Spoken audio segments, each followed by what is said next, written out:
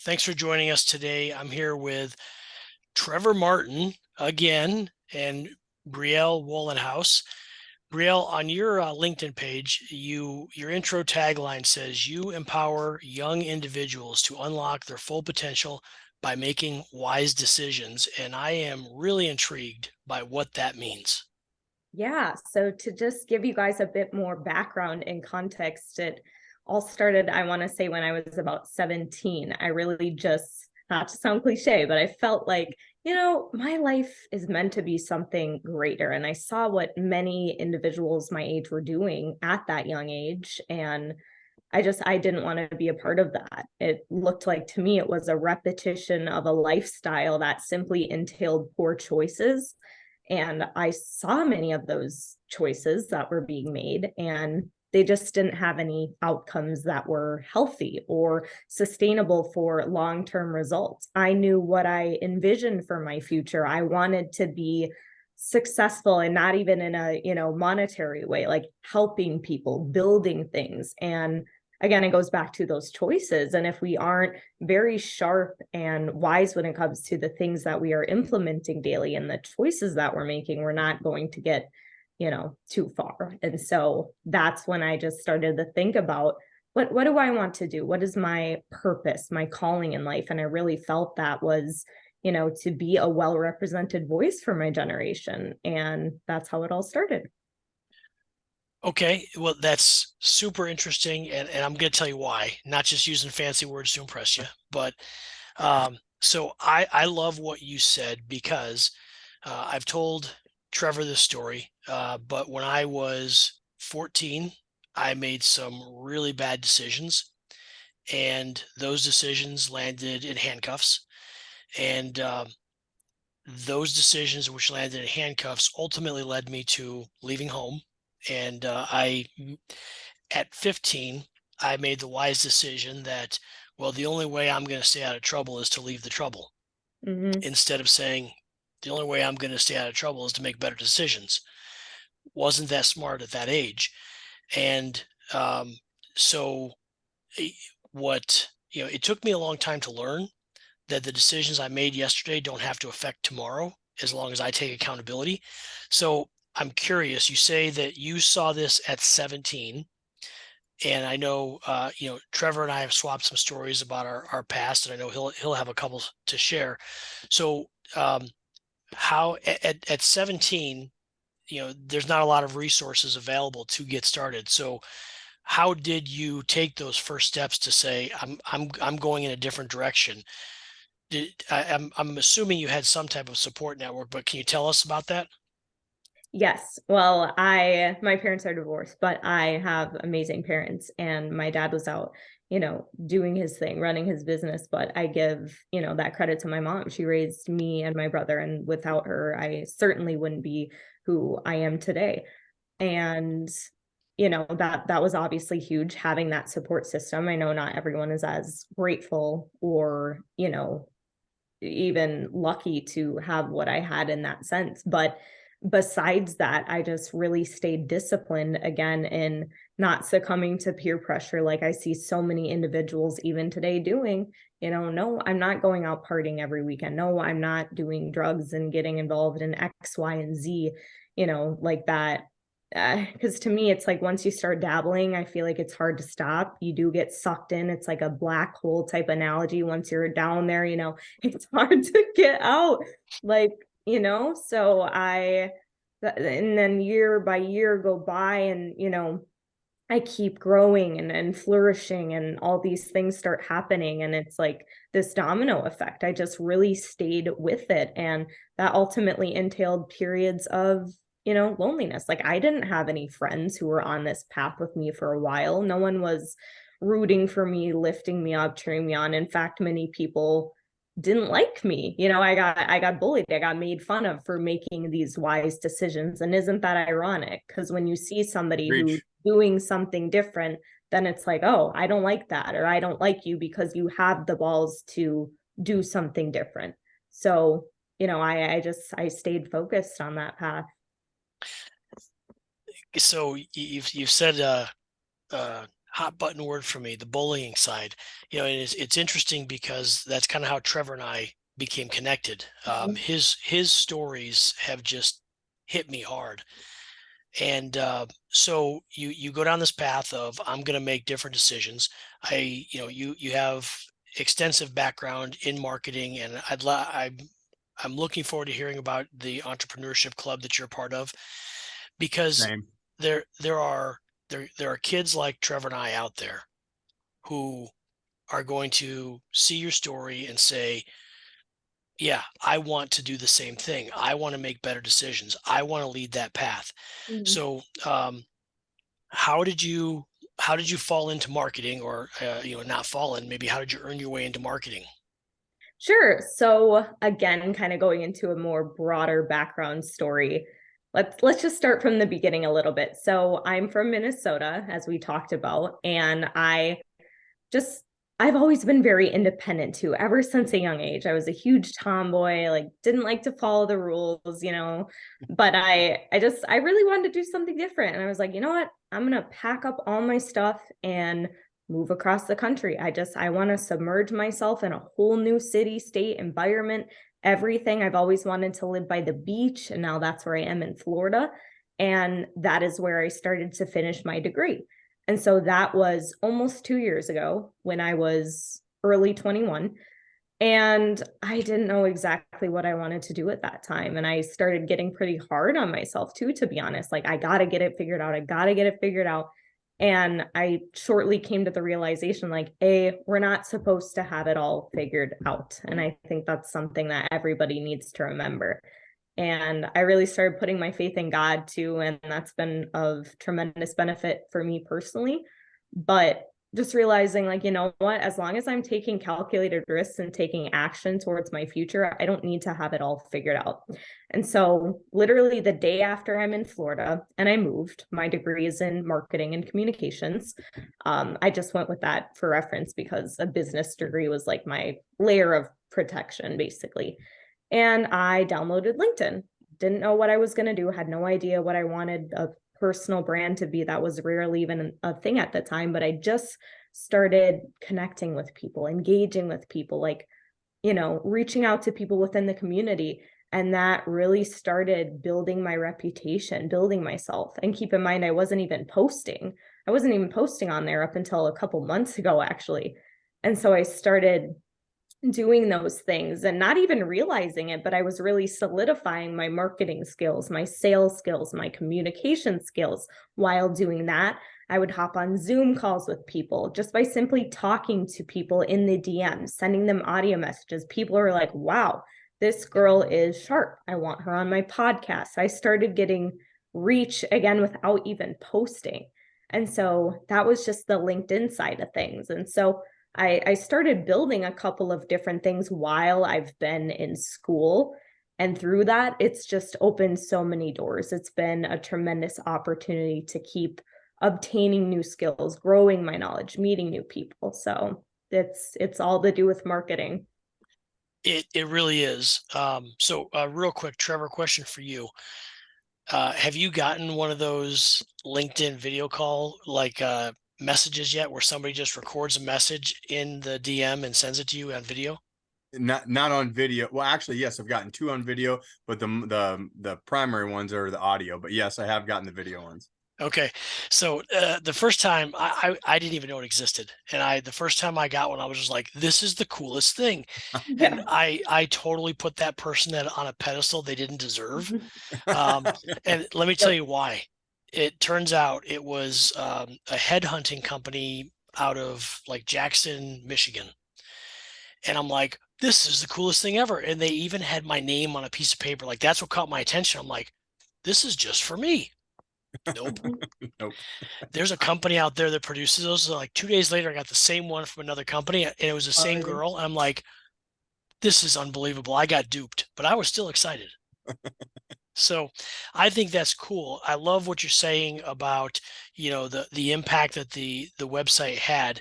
Um, I joined LinkedIn, I think in 2009, and never did a single post, I think, until 2017. And then it was just like a quote. Not even my words. I just put it out there to see what would happen, and Mhm. nothing happened. 16 people liked it. And so it was about 2 years ago that I started posting almost every day. I wasn't consistent. I didn't get really consistent in posting every day until about a year ago. And I just said, whatever it takes, I'm going to get it done. And this is before I learned about, the timed feature where I can load my content tonight and have it post tomorrow. So I just put a calendar reminder in every morning at a certain time. Don't forget to post on LinkedIn. And you're Mhm. right. The consistency of being out there and being engaged on the site, that Yeah. is, to me, it's not even the posting. The posting is nice, but the algorithm really holds most of it down. The being engaged and commenting on other people's stuff, um, starting that conversation, that dialogue, it's always amazing to me when I'm scrolling through a post or scrolling through my feed, and I see a post that I'm like, yeah, that post is okay, but it's got like 150 comments. I'm like, that what is going on there? And then I click on the comments, and what I see is a conversation has happened there, Yep. and it's just like texting back and forth.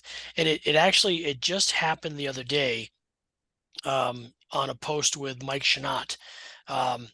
Mike and another one of my contacts just went back and forth, and it was really cool to see that. And I'm getting the alerts; they come to me like text messages. And I'm like a proud dad. I'm like, look at these two. This is great. They're Mhm. now they're connected and they've built a relationship. So it's funny the power of a simple app. Yeah, and I call it simple. I mean, Microsoft puts a lot of energy behind it. So Yeah. Yeah, for yes. sure. So the Entrepreneurship Club, can you tell us about that? Yeah. So this year, so it'll be, I want to say like 9 months ago, I went in after the summer into the fall semester. I didn't have any friends in Florida. No, nobody after a year. And I met this gal in my class the first day. Well, not met her, I knew her. She was more of an acquaintance, and we actually had an internship together. And so I basically just said, "Hey, Michelle, blah, blah, blah." We stroke up a conversation. And then after class, I went into the cafeteria and I saw two more individuals who I had like group projects with and stuff like that. And we just all sat down together, and it was like crazy. I mean, I swear that day we just became like four peas in a pod. Next thing you know, like to this day, they're just my best friends. I mean, they're such amazing people. And to that, we decided, let's start an entrepreneurship club. We're all very entrepreneurial. We elicit those skills, and there's nothing on campus where entrepreneurial minded students can come together and think like that. School unfortunately is structured in a pretty backwards way, to the point where today it's like you don't need a degree to do anything. You don't need a degree to succeed. Your degree can be from your phone. But and a lot of the classes and stuff like that too, unfortunately, it's just for different things it can be beneficial, but a lot goes in one ear out the other. It's not a whole lot of hands-on tangible skills, right? And so that was basically our mission for the club, is we want to, you know, have this place where students can come together, eliciting that growth mindset and think big. And so we started bringing in speakers, doing virtual speakers, curating network events, development workshops, and it's really been beneficial for kids. And we look forward, when we're all graduated, to keep the tradition carried on as well. So how does someone join this club, or can they join it? It's free. I mean, it's not even like a sign up thing. We have a social media page and everything going on. When we have our next meeting coming up, we post graphics and we're on the marketing. We also do a lot of in-person marketing. Just, hey, what are you doing this Thursday at 5? Come to the Entrepreneurship Club. And we have a pretty good turnout rate. Kids have been really enjoying it. And speakers are constantly DMing me, even from across the world, like, hey, I would love to speak at your club. I think that's awesome what you're doing for kids. And they've been really enjoying it. And it's free. So why not? Yeah. So is it in person and virtual? Yeah. So I like the actual club itself is in person. If we have a speaker, then, say they're in California or something across the world, then they would, just do a Zoom virtually for the students to listen in, for them to speak. Okay. Yeah. And is there a set schedule of when you guys meet, or is it just based on demand?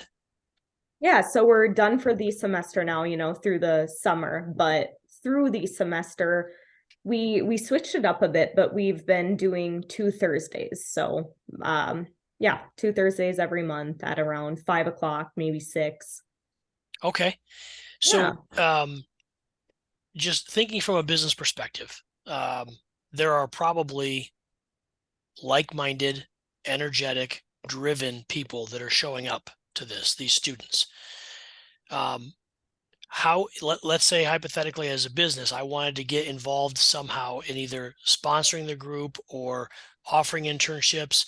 Is that something that has been talked about? Are you open to it, or is there a different mission to try and help catapult some of these students off into the business world?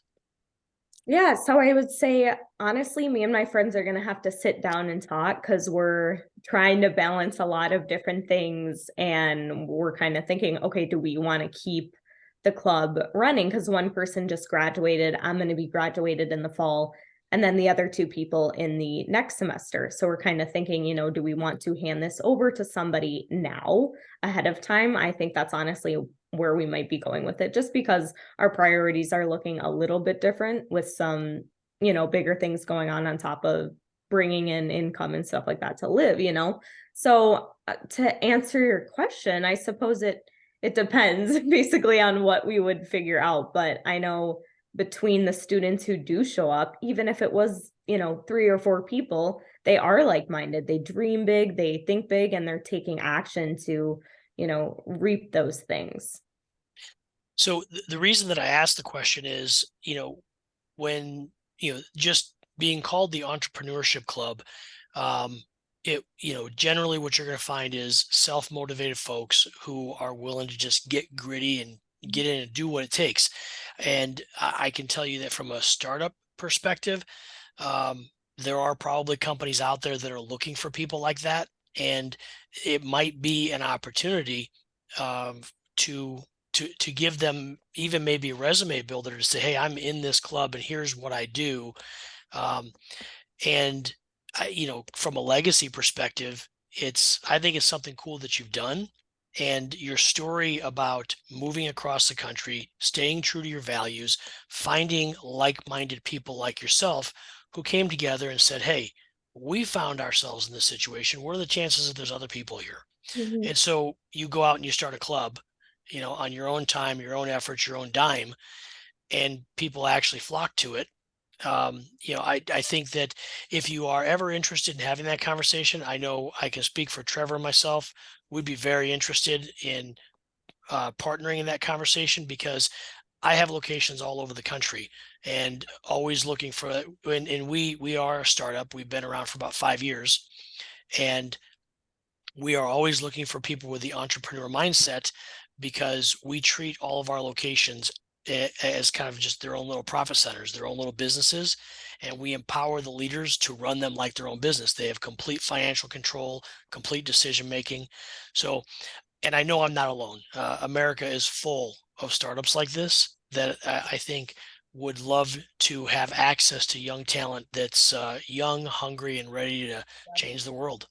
That's needed. Yeah, well, thank you. It's definitely something to talk about. And on that note, I agree because it's rare from my standpoint to even find friends like that. Not many, unfortunately, it seems, especially in my generation, have that drive. Like, I want to work super hard to obtain X, Y, and Z.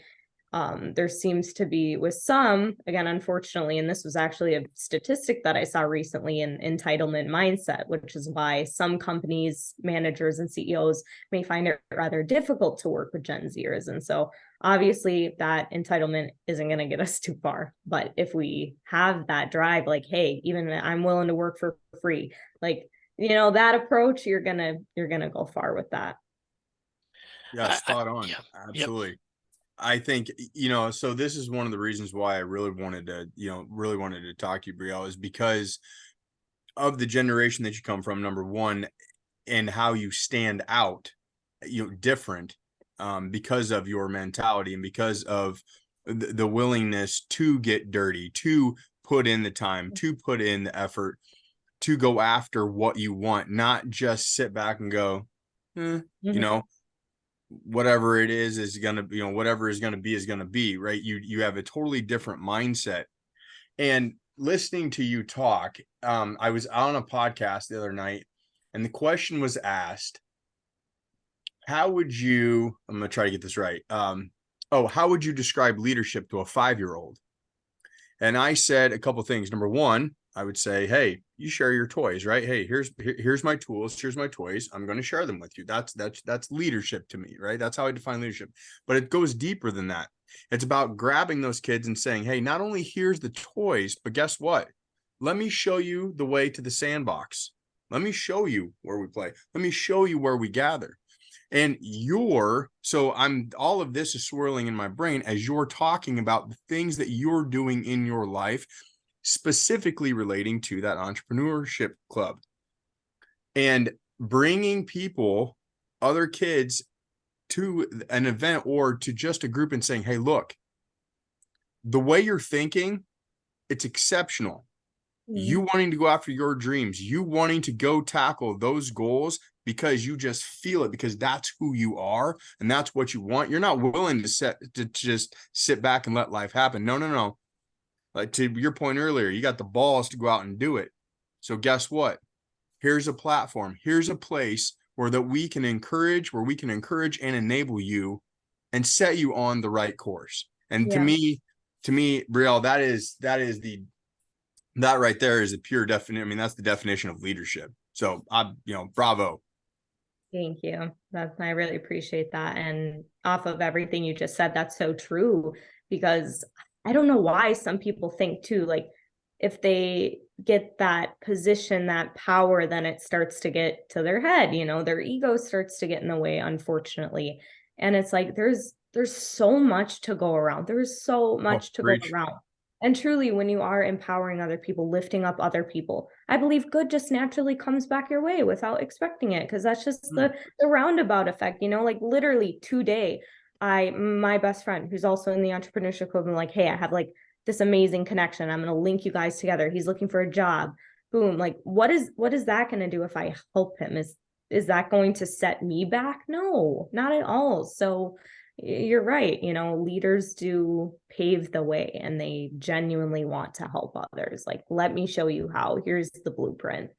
Yes, it is all, oh man, that's my jam. It's all about, right? It's all about promoting others over self. So when you think about, there was another question that was asked. How do you, what does leaving a good legacy look like? Like for a leader, how do you leave a good legacy, right? A great legacy. And my response is, man, if you're a CEO, you just talked about being a CEO, he goes to the head and owner, whatever, go be with your people. You want to leave a lasting legacy. It's not about you. It's not about the title. It's not about the position. Okay. We get you the owner, we get you the CEO, and that's awesome because you've put in the work. So well deserved. Now you want to take that on to the future. You want to make that last through the generations. Go spend time with your people. Ask them, hey, what do we need to make this company even better? How can I get better? What do I need to do to improve? There's a lot of self-awareness there. And if people actually stop and take the time, to your point, what you just did, hey, you know what? I got somebody you need to connect with. Let's bring these together. And then I'm going to watch you all grow. And that right there is going to come back full circle, because they're going to remember, hey, wait a minute.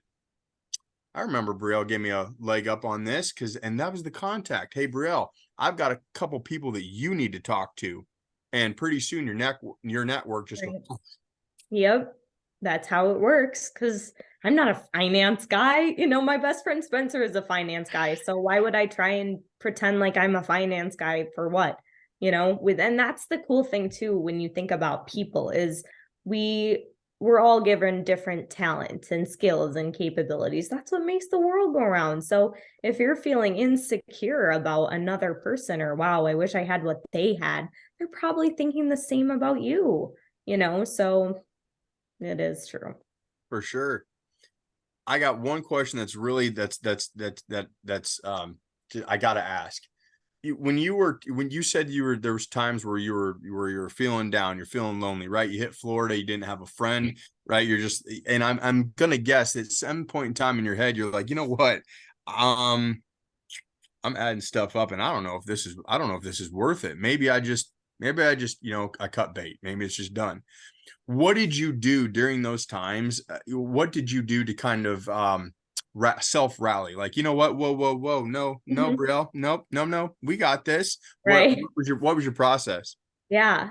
Just to take it back a couple of steps too, because this is important. It was actually in 2019, um, about half a year before I even moved. I looked at this quote unquote friends in my life, and I realized, like, what are these individuals actually doing in my life? They're not adding value. They're not there for me. This is not reciprocal relationships.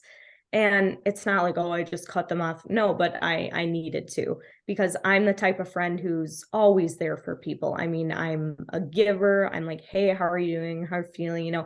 Not like bombarding their phone, but like I'm a good friend, humbly speaking. I'm there for my friends and the people I care about. And you should be, like my friend is sick. I bring her a goodie basket. And I realize, like, you know what? Y'all aren't ever bringing me a goodie basket. I think it's just time to cut the cords. And again, with the decisions, they just like down a bad road that I didn't want to participate in. So I cut them off, and I knew, again, yep, this might be who knows how long until God brings the right people into my life. But about a year and a half later, again, that's where I met those people. And to answer your question in the meantime, I mean, for me, exercise, moving my body is huge. I love lifting weights. I love going for walks. Literally, I'll be working and studying and I'm going for walks. Like, I cannot sit still. So I'm walking. I love swimming, going to the ocean. That is my form of therapy, rather than the unhealthy substances that don't, have consequences, or that do have consequences long term, right? I love music, listening to music, cooking, baking, like literally just the little things like cleaning my house, these things that take my mind off of everything else, staying productive, staying busy. And so, even just socializing, like going on LinkedIn, building my network, feeling good about, yeah, maybe I don't have any solid friends right now, but I'm doing all the right things. It's gonna come. I prayed about these things, and sure enough, everything solidified. I personally love that answer. Yeah.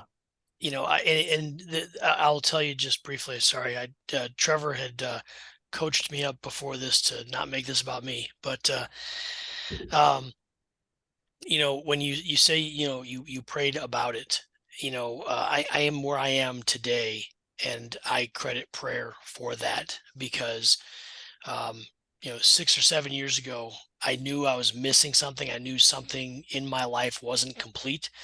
And, beautiful wife, two beautiful daughters. We've got good jobs, a nice home, great church. Um, and I just knew, I felt like I was supposed to be somewhere else. And an opportunity fell into my lap literally by accident. And even I said no to this opportunity so many times, but things kept creeping in, where every time I said no, and I never told anybody why I said no. I just said no, and here's why. I told myself. And then a day or two would go by, and that issue that I said no about was resolved. And Yep. and what it is, a job offer came in, and I said no, I don't want to do that, and I don't want to do it because of this. Well, they would call back a few days later, and all I would say is no thanks. Hey, what if this piece of pie was added to that dinner? Would you eat the dinner then? And I said no, and I thought of another reason. And there have been more times than we have time to talk about tonight, even if we went on for like 4 hours, that I was able to step back and say, this is why I am here. This is why I'm sitting where I'm sitting now. And it was from impacting somebody else's life in a positive way, just being that ear for them in a really dark moment, to literally putting someone in school and helping them finish their degree so that they can take care of their family at greater levels down the road, or just helping them hit personal milestones. And not one piece of it had to do with making money. It was Mhm. all about helping people's lives improve by being better people, by hitting their goals. So I love your answer that you just prayed on it, because I think a lot of people are afraid to say that today. Um, but there's nothing wrong with some good prayer when you're trying to really process a major life decision. Mhm. And I think that it's powerful that you, because and if people don't know, I encourage them to go check out your LinkedIn page to see the type of content that you're posting and to see the Yeah. lifestyle that you live, because it's motivating as a father of daughters. Um, and sadly, I will say they're not far behind you. And that's how old I am. It's motivating to see young people like you having the courage and having the strength to say, I'm not buckling to the peer Mhm. pressures of society, and I'm not afraid to pray about it and to look for that strength internally. Because I know, Trevor and I have swapped stories about some of the struggles that we've faced, and I have stepped back, taken that breath, and said to myself, what I'm dealing with is not as hard as I'm thinking that it is right now, and I've got to get through this because there's something bigger coming at me, and I've got to be ready for it. Mhm. Yeah, that's awesome. And I agree on all those points. I think true. We are definitely under attack. I would say, sadly, my religion, it seems that everything else is deemed okay. But if a Christian says that this is what I do, this is how I practice my faith, my religion, then nope, you're wrong. That's not okay. And it really is, it's unfortunate because it's like, just respect other people. I've had Christian friends who, don't think like me in all the same ways. Or, I know an atheist and I sit down and have great conversations with them. Like, we can't be stereotyping people and keep putting them into one box. All white people are bad, all black people are bad, all police. Like, no, there's always an exception to the rule. There's always bad this, there's always bad that. But, you're right, there's nothing wrong with prayer. And I've realized why wouldn't I talk about it? It's true. That's why. Like, I wouldn't be doing what I'm doing. I wouldn't know my calling today if it wasn't for that. And I'm sure it sounds maybe that might be the same for you as well. And as you mentioned, it does get to a point too where it's not about the money. I believe if you do what you love and that is supporting other people, helping other people, the money will come. I agree. And what I will also say is the opportunities will come, even if they're Mhm. not monetarily related. And I'll cite, my friendship with Trevor. When I first started seeing him on LinkedIn, I was like, oh, here's another musclehead out there trying to motivate people to lift more weights. Yeah. But you get to know him and you realize, wow, this guy is a powerful guy with a powerful message, and people need to hear his voice. Mhm. um, and I think through our friendship, mutually, we have brought people together. There's a whole handful of people who I know now, and I've had these conversations with because of LinkedIn, because of meeting people like Trevor. A lot of like-minded folks, and the funniest thing is my biggest circle right now. It's all coaches. It's all Mhm. folks who do this and help other people. And the coolest part about it is, there's absolutely no animosity. There's no, I'm going to go after this client or that client. Trevor and I swap ideas all day long about, how can we mutually grow our message, um, and make that difference in the world that we want to make, so that the next generation coming up doesn't have to struggle as hard as we did, Mhm. or really at all. It would be just amazing if we could relieve one kid out there from the struggle. Which, to bring this all back home, one of the reasons when Trevor first told me about you, and I went out and looked at your profile, saw what you're doing, I said, I have mentored at youth kids who have made bad decisions like I made, and I fell into that rabbit hole of, well, this is my life. I'm gonna commit crimes and get arrested and do bad things because that's just who I am.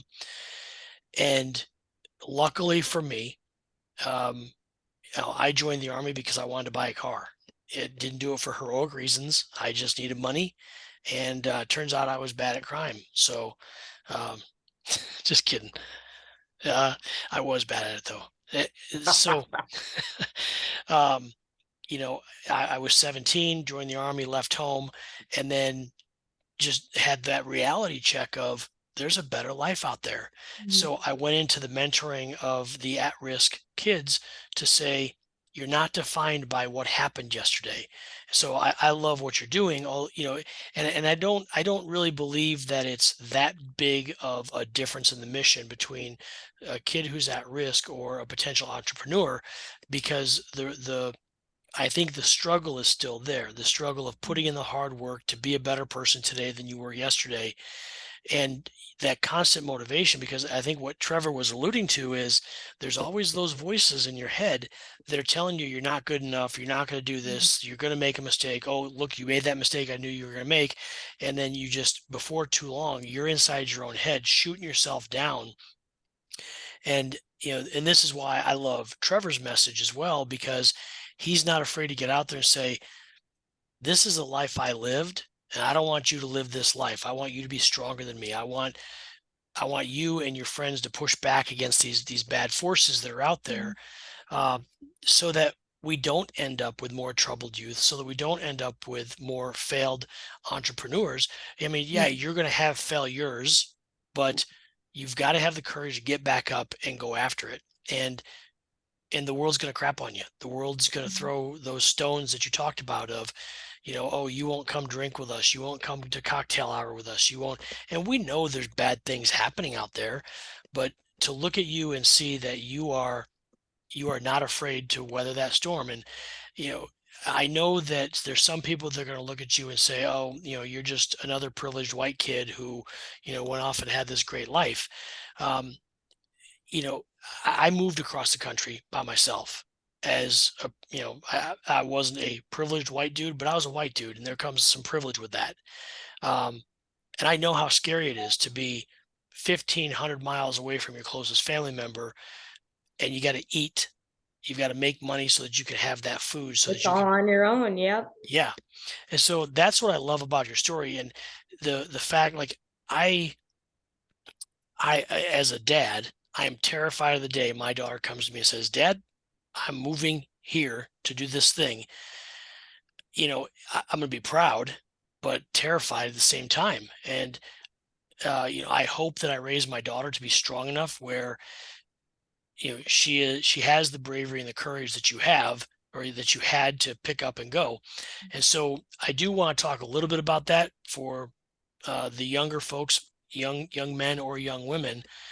Um, can you talk about some of the planning that had to go into you moving so that you didn't face some of those hurdles of, oh crap, I'm all out of money? Or if you're comfortable talking about it, that moment when you're like, oh crap, I'm running out of money. Right. Yeah, you're always going to have people saying X, Y, and Z. Like, I was actually just talking to another person on a different podcast about this as well. And, you're lucky you had this X, Y, and Z. It's like, it all stems down though. It's my work ethic.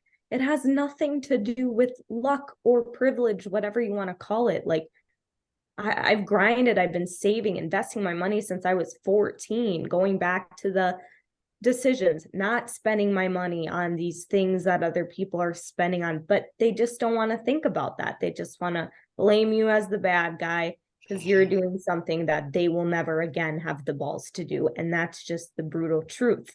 But my 2 cents, well, just to back it up a little bit about how I got to West Palm, I started doing some research and I found this gem of a school that has really good morals and values. And especially in today's society, I don't want to go to some big school where they're forcing these ideologies down my throat.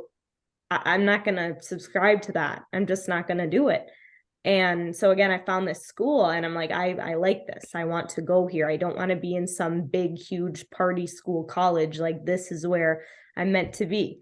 And so I started doing some research about the city and stuff like that, realized if I could, find a place that I can afford downtown, great. Everything is around downtown. Like I can walk to the grocery store, I can, make my meals or get a food out. Everything is, and I would say a 5-minute walking distance. So I save a ton of gas. I mean, I never drive my car, so that's a big save right there. I cook pretty much all of my own meals, a lot more saving money. And it comes down to, I mean, the money essentially goes to rent. Like I'm very frugal, even when I keep getting to a point where I don't need to be as frugal necessarily. I am, because I'm still going to be in that building phase for many, many, many more years for my future. And, I do live below my means. I know you hear different things about it, but I'm very smart when it comes to money. And, I do thank my parents for that. Again, I know not every parent is teaching their children X, Y, and Z, but I read a lot. I inform myself about financial literacy and different things like that as well. And so goes back to the bigger, topic about decisions again, but that's basically why I felt very comfortable going to this city. Everything's close, everything is in a close proximity. I feel safe. And, it was the best thing I've ever done. So, what's your favorite thing about Florida? Ooh, stuff. Well, it was a lot different landscape for many reasons from where I'm from. I'd say during 2020, it was a refreshing move. The weather, for lack of a better word, the weather is amazing. I mean, it does get really hot in the summer, but Minnesota is beautiful. That's the thing as well. So it's hard. I almost say I wish there was a Minnesota, Florida, because I love the fall. I love the summer in Minnesota, but I would say for the weather aspect, that was the main thing, and the beach, the weather and the beach in Florida. Okay. So, favorite food that you've had there that you had never had before? Ooh, that is tough. I gotta say, Florida, South Florida, they have amazing restaurants. I can't have gluten and dairy, not by choice, but they have so many allergy-friendly places and, desserts like pizza, all these things that I wasn't really used to having. And that's a tough one. I would maybe say Blaze. Blaze actually is a franchise all over, but I first tried it in Florida. They have gluten-free, dairy-free pizza that's phenomenal, and I'd say that's probably my favorite. I'll agree with you on that. I think they're pretty good. I've had them a few times. Yeah, it's simple but freaking delicious for a chain. Yes. Yeah. I gotta ask, have you had the calamari? Like it's the the octopus. No? I'm not a seafood gal. Oh man, I had a bad experience when I was 9 years old and I never looked back. Oh, totally gonna have to hear that one day. But the calamari for me is the best when they're the thick rings, and then it's the actual full baby octopus. Dip it in marinara and pop her in. Really? Okay, I've never tried that. Maybe I'll have to try it one time. But Okay, if you do, I want to know about it. yeah, I'll send you a video of me eating my nasty calamari. Yeah, it's gonna be one bite and then. Yeah. So two things here. I think we've got the name of this video, and it's going to be "I'm doing things you don't have the balls to do." Yeah, yeah. And Trevor, I think that's the next shirt design. Spot on. And then, I'm a woman, like well, today, these days, that doesn't matter. Yeah. So, well, in your state, it does. It depends on which state I'm in. But, yeah. Yeah, this call is going downhill fast. So, the other thing is, I'm absolutely going to go grab the screen capture of your face when he asked you if you've tried calamari.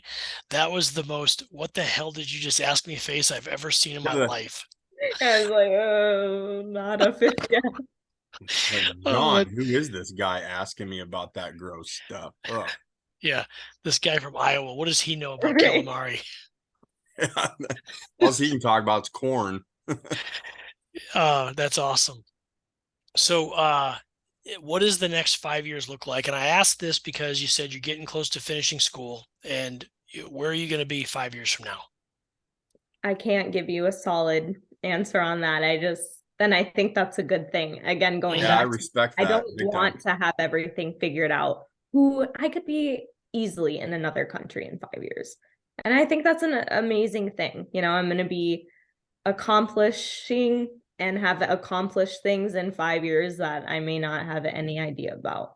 Yep. But I love that I'd say answer that's too. my best answer. No, I actually think that's probably the best answer I've ever gotten to that question, because it's honest, it's real. And that's what Trevor and I talk about, is we do all of our videos raw. They're all unedited, so you see our mistakes. And I love that because And we know Trevor has a lot of mistakes. Just kidding. He's actually you guys are both very good speakers. uh Sorry. yeah, he We'll talk about it later. yeah. um yeah, it's about being authentically you. And Right on. the we talked about legacy, and that's what for me, and I was talking about this the other day with somebody. And when you try to be someone you're not, and that I was, yeah, actually I went on a walk with my wife today and we were talking about this. um my wife is a voice actor for Audible, and she was asking me questions about another voice actor that I know. And I said, well, I don't think that they're doing as much as they say they're doing. And she challenged me on it. She's like, well, what do you mean? They posted it on LinkedIn that they did. And I'm like, yeah, a lot of people post things they didn't really do. And that is, I think, what sets us apart, is that I am exactly who I say I am. And you can roll up on me at pretty much any time, and I'm doing what I say I'm doing. And to me, it's important because my connections on LinkedIn span from all over the world, people I've never met, I'll never meet, all the way down to people I've known for 30 years, maybe longer. I don't know. Yeah, there's one guy I'm connected with I've known since 1994. Yeah, I think he's the oldest person I know on social media. And at any point, if I post something that's not true, any of those people could easily chime in and call me out on it. And so that's why the authenticity matters to me, is I've got to know that what I post, somebody out there knows what I'm talking about. And usually I'll get a text message from that person, indicating that they know that's what I'm talking about. So, because Yeah, if you go ahead, Trevor, sorry. no, go ahead, John. I was gonna say, if you've read any of my stuff, I speak primarily, unless I'm making fun of myself, I'm very generic in my stories. Yeah. And both you guys are. I love the stories. Appreciate that for sure. Some of those are pretty difficult to write on my end, but I'll say this. Here's the reason why they're difficult. Been a liar, been a cheat. I don't know, been, I guess, what maybe some people, maybe you label it as the bad guy or evil. I've been those things. I've experienced those things, yes, right? I hate a bully. I talk about it all the time. I've been bullied. Here's the thing, though. I've been the bully. And being authentic is hard. It's much easier to go, my name's Trevor Martin. I'd like to help you. All good things here, and we're going to make you better. It's not that's not true. And people can see right through that. It is hard to talk about when, being authentic. It is hard to talk about the tough stuff. It is hard to talk about the knocks and the things that the scars that we carry, and the people that the people that we've been, right, in the past. But it's my belief that's necessary. It's necessary to bring to the present. It's necessary to talk about, while it's hard, but there's lessons to be learned there. And if we're truly going to inspire others, if we're truly going to call ourselves coaches, if we're truly going to help others, we have got to acknowledge that first. And when we peel back those layers on self, it makes it so much easier to say, hey, Brielle, I see you because I've been there. I want to help you. Not for the money, but because I've been there. And it goes back all the way. I say all of that to say, it goes back, Brielle, to your mindset moving through this world is very, very, very unique. And keeping that mindset is going to take you farther than you could even imagine. And I, for one, cannot wait to watch that happen and unfold. Thank you. That means a lot. You guys are awesome. Just being real. Absolutely. So if you're watching this video, I want you to know that the links so that you can connect with Brielle will be in the comments. And as always, the links so that you can connect with Trevor will be in the comment section. They'll also be posted in the comment section wherever this is posted on social media. And Brielle, what's the best way, if someone wanted to connect with you, what is the best way for you for them to do that? Believe it or not, LinkedIn. I know.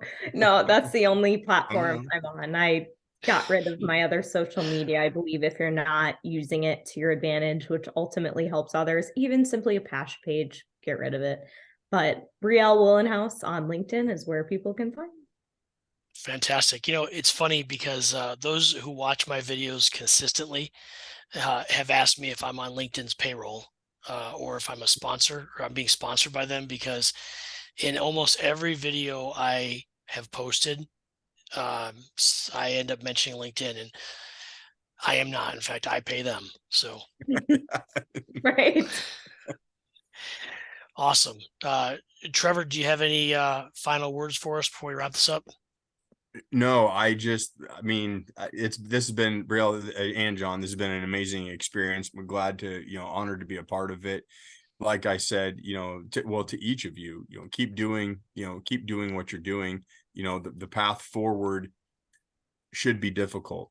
The path forward should be uncomfortable. And as you move forward on that path, you're going to realize that, oh man, okay, this is kind of on the edge here, but that is exactly where the growth is going to happen. And Brielle, that is exactly why more people are going to go, hey, I need you on my on my podcast. I need to sit down with you. I need to hear your story and what you're about, especially those in your generation and entrepreneurs that are looking for the right path forward to that success. Yeah, thank you. I really appreciate that. And that's what I strive for. I could say so many more things about it, but it is needed. Kids need help, not even in the entrepreneurial aspect, but finding their purpose, their identity, and making wise decisions to get there. Preach. Awesome. Yeah, well, you know what? It's YouTube, so we can post as much content as we want. So if you want to come back and talk more about it, I would welcome it. And so there will be links with this video to Trevor's YouTube page, to my YouTube page, to all of our social media. Please reach out. Please connect. None of us are afraid to make a connection. You can follow. You can direct connect, whichever you prefer. Don't be surprised, though, if you follow me, I'm following you back. That's what I do. That's my thing. So thank you for watching. Please subscribe to the channels. Please hit the notification. It alerts you every time a video is posted, so you don't have to check with us. We'll come to you. And we're grateful for all your support. And thank you for watching the video. If you've made it this far, give us a thumbs up so that we know. And have a great day.